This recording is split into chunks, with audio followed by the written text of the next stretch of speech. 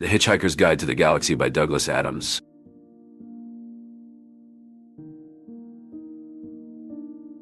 The end of the world as we know it. Arthur Dent lay sprawled in the thick, oozing mud, a stubborn human barrier to the relentless advance of the bulldozer.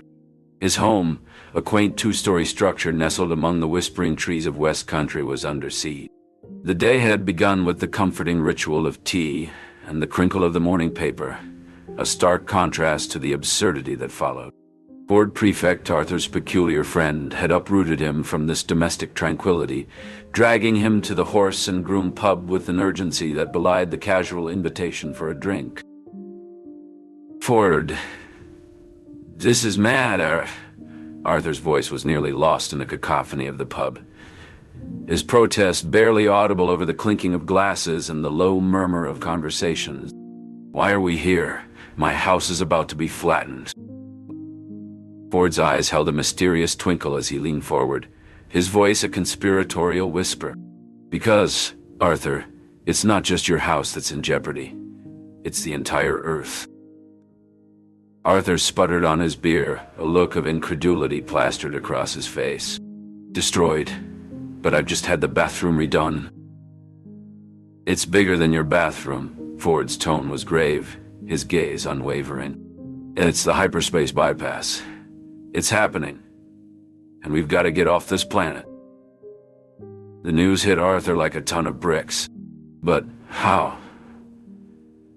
And why do you sound like you're not from around here?" Ford's smile was tinged with irony. "That's because I'm not. I hail from a small planet in the vicinity of Betelgeuse." Arthur's jaw dropped. "You're an alien?" "Correct. I'm here because Earth is obstructing a new hyperspace express route, and it's about to be demolished," Ford explained, urgency creeping into his voice. Arthur's mind spun. "Demolished? When?" "In roughly 12 minutes, Ford glanced at his digital watch. Arthur's beer sloshed onto the floor as he gasped. 12 minutes? Yes, so we'd better hurry if we don't want to become cosmic dust along with the rest of the planet. Ford tugged at Arthur's arm, steering him towards the exit. "Come on, I've got a plan." As they staggered out of the pub, the sky darkened ominously, a colossal spaceship casting a shadow over the land. The patrons of the Horse and Groom spilled outside, their faces etched with a blend of curiosity and dread. Arthur gazed upward, a mix of awe and terror seizing him. "Is that?" "The Vogon constructor fleet," Ford confirmed. "Now don't panic, just follow my lead." Ford guided Arthur to a vantage point where they could hitch a ride on one of the ships. The earth trembled, the roar of destruction escalating, as Ford extended his thumb, a simple gesture that would forever alter the course of Arthur's life. With a sudden lurch, they were transported aboard the ship, the earth disintegrating in a blinding inferno behind them. Arthur's final vision of his home was a poignant tableau of loss, the familiar contours of his life reduced to mere memories in the blink of an eye. As the ship hurtled through the cold expanse of space, Arthur, still reeling from the shock, found himself in the company of the most unlikely rescuer. Board Prefect, with his thumb still raised in the universal hitchhiker's gesture, turned to Arthur with a reassuring grin. "We're safe for now," Ford said, as the reality of their situation began to sink in. "Welcome to the world of interstellar travel, Arthur." Arthur, his mind a whirlwind of disbelief and confusion, could only nod mutely. The last remnants of his ordinary life on Earth seemed like a distant dream, now replaced by the vast and unknown reaches of the galaxy. As the ship continued its journey, Arthur's adventure had just begun, a journey that would take him to the farthest corners of the universe and into the heart of the ultimate question of life, the universe, and everything. A galactic rescue. Arthur Dent, still reeling from the events, found himself on board the Heart of Gold, a spaceship with a crew that was beyond improbable. He turned to Ford, his alien friend, full of questions. But Ford, ever pragmatic, held up a hand. Later, Arthur. First, let's get out of here and find a safe place to talk. We've got a lot to catch up on. As they soared through the galaxy, Arthur glanced at Zaphod Beeblebrox, the ex-president of the galaxy, who was busy arguing with himself over the best course of action. "What's our destination?"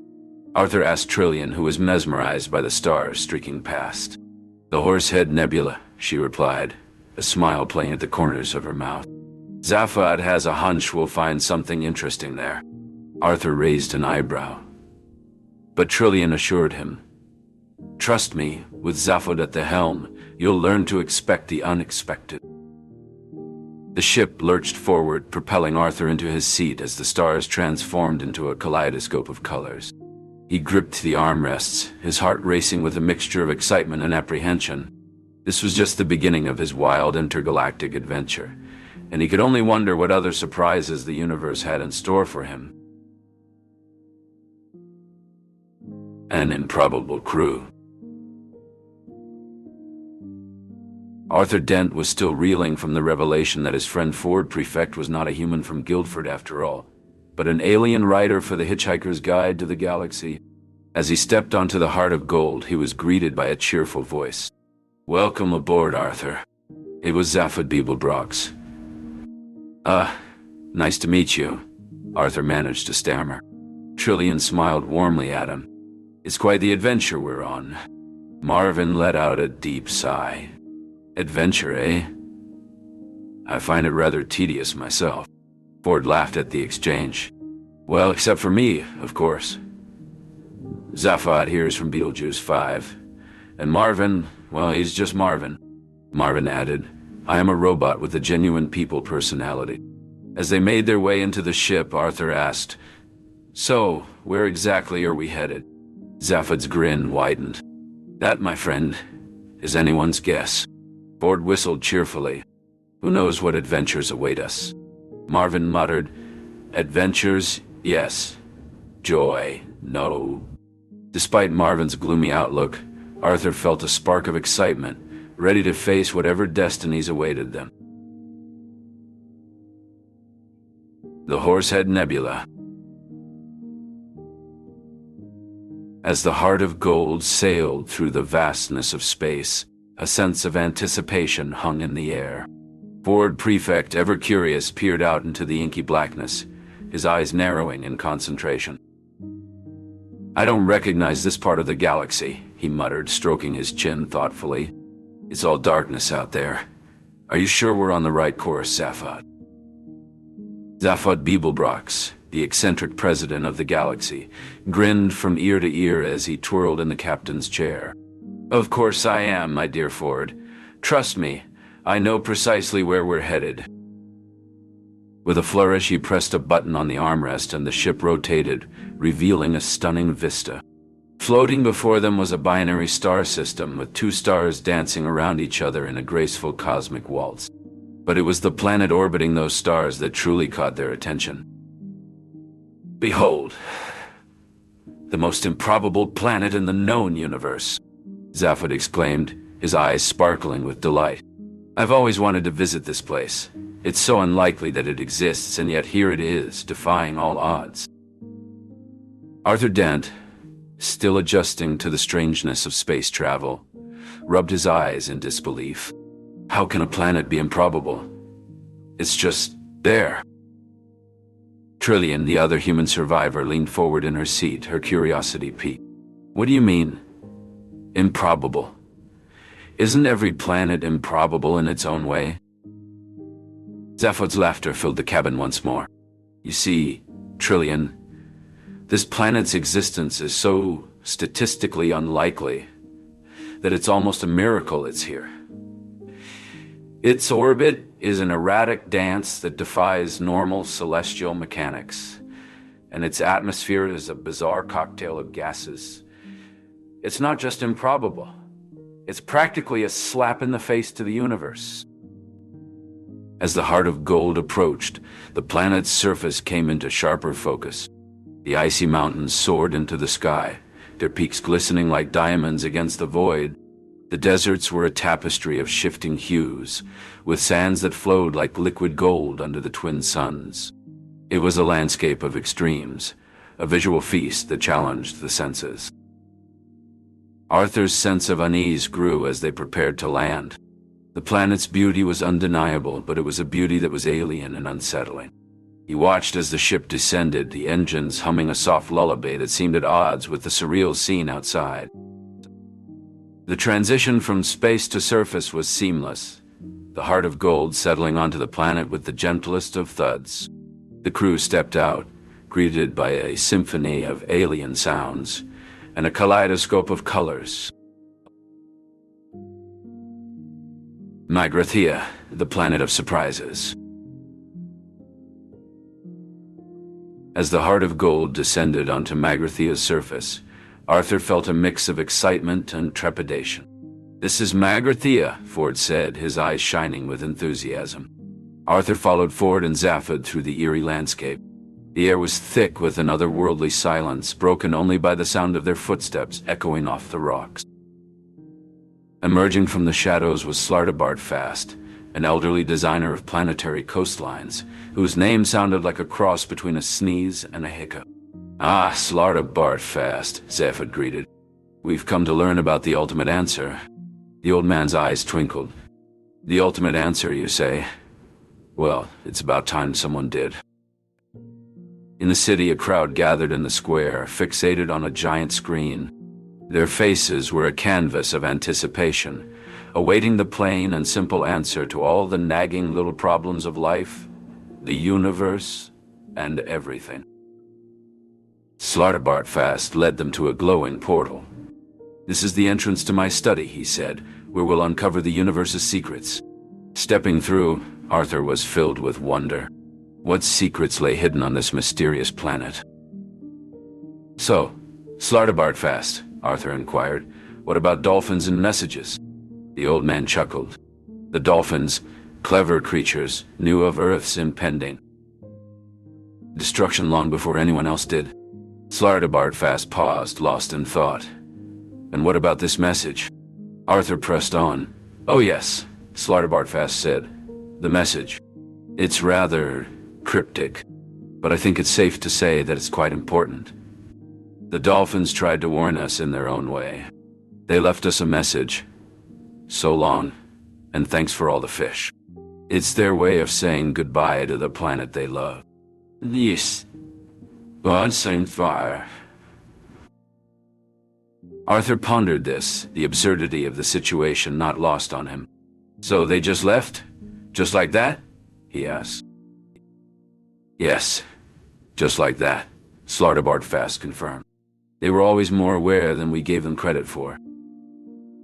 The conversation was interrupted by the sudden appearance of a colossal speed as they traveled through the deep Magrathian night in the aircar. The landscape below them blurred into obscurity, and Arthur felt as if they were moving through time itself. As they arrived at Slartibartfast's study, the old man gestured towards a series of intricate models. "These are the Senzo tape records of Earth," he explained. "You can experience its history, its beauty, and its ultimate fate." Arthur was overwhelmed by the offer. I don't think I'm ready for that," he admitted. Slartibartfast nodded understandingly. "It's a lot to take in. But remember, Arthur, you're part of something much bigger now. The Earth was just the beginning." The ultimate answer and the ultimate question. As Arthur stood by the window on the first floor, he felt a sense of disorientation. He had been plugged into something by Slartibartfast, which caused a strange sensation. In a room deep within the building, a group of characters gathered around Deep Thought, the giant computer. Lunqual and Fauch waited anxiously for the revelation of the ultimate answer. Deep Thought announced finally, 7.5 million years, and I have found the answer. The room fell silent. Then, in a calm and detached tone, Deep Thought spoke again. The answer to the ultimate question of life, the universe, and everything is 42. The reaction was immediate. Lunquo let out a loud groan of disappointment. 42? He exclaimed. Is that all? Faocho shook his head in dismay. We'll be lynched by the crowd outside, he cried. Zaphod Beeblebrock sauntered into the room, a look of amusement on his face. Well, it seems we've got our answer. Now what? Trillian shook her head. But what's the question? She asked. Forward Prefect nodded thoughtfully. That's the real mystery, isn't it? What is the ultimate question to which 42 is the answer? As the group continued to discuss and debate, Arthur watched with a sense of wonder at the absurdity of it all. A giant computer and the ultimate answer of 42 Dawai. He felt drawn into the debate, intrigued by the enigma surrounding the question that elicited such a seemingly nonsensical answer. The discussion grew more animated, reflecting the group's collective curiosity and confusion. As the voices rose, Arthur found himself captivated by the passion and intensity of their exchange. Meanwhile, outside the building, the carnival atmosphere continued unabated, with music and laughter filling the air. The contrast between the lively festivities and the profound conversation within added a surreal quality to the entire experience. As the debate raged on, Arthur felt a growing sense of fascination and bewilderment, knowing that he had stumbled upon something extraordinary, a moment where the absurdity and brilliance of the universe collided in perfect harmony. Chaos on Magrathea.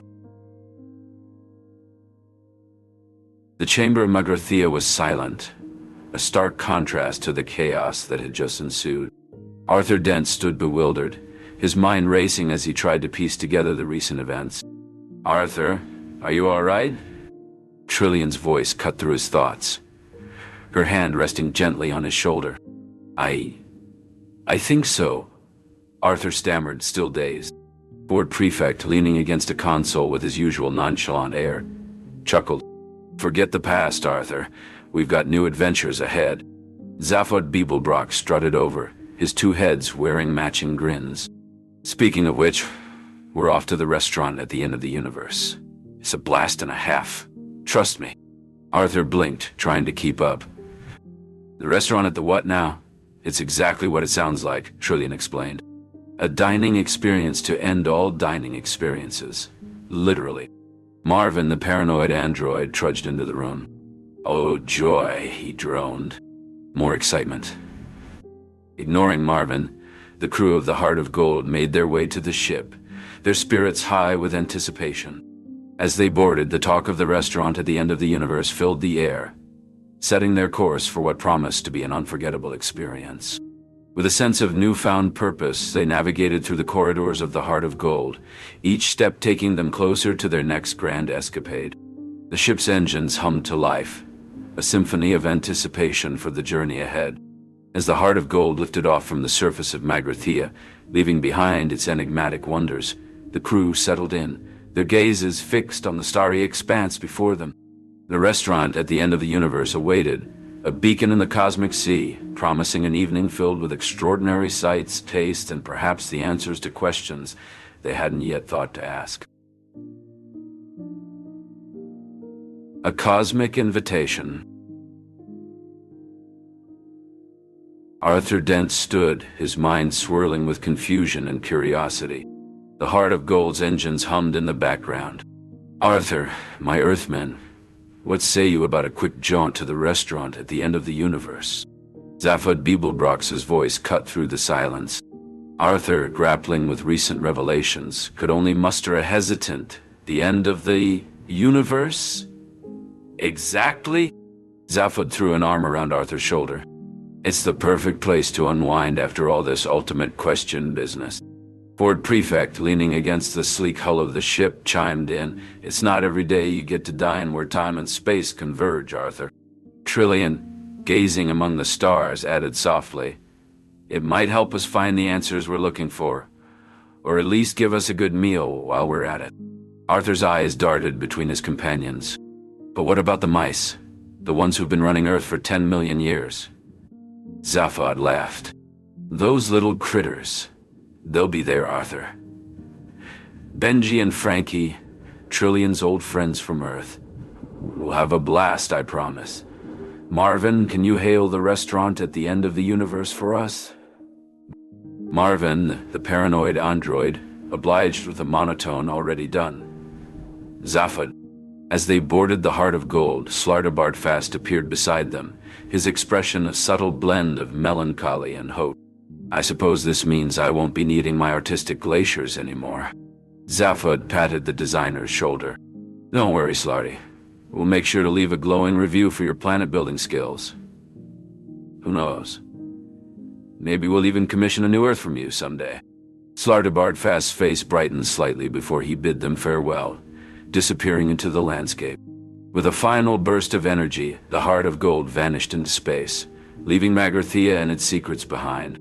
As they journeyed toward the restaurant at the end of the universe, Arthur pondered the wonders and dangers that awaited them in the cosmos.